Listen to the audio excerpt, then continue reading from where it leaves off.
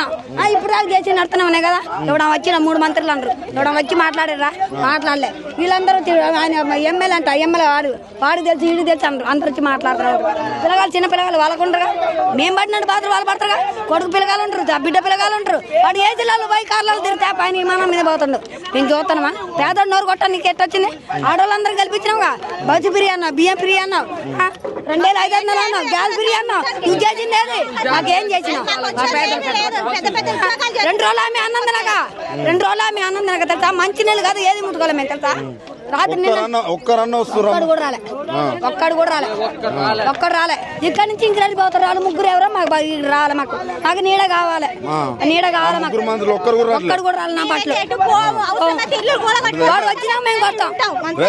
రేవంత్ రెడ్డికి ఏం చెప్తారమ్మా? ప్రజాపాలన అంటాడు. మాకు ఏం చేసిండు అన్న? ఏం చేసిండు మాకు? ఇగో నెత్తి మీద నీడ మొత్తం కొరగొట్టినాడు. ఏం చేస్తాం మేము?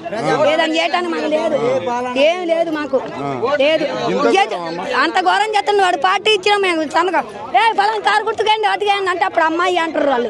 కానీ ఇప్పుడు మా మొక్కలు చూడటానికి అయితే మా మొక్కలు చూడట్లే, వాళ్ళు చూడట్లే. చావటానికి కూడా సిద్ధమే, చావటానికి కూడా సిద్ధమే. అంటే ఇప్పుడు మీ పిల్లలు ఇక్కడ ఉన్నారు, అదే రేవంత్ రెడ్డి చదువుపోతుందిగా. ఎట్టుంటారు చెప్పు?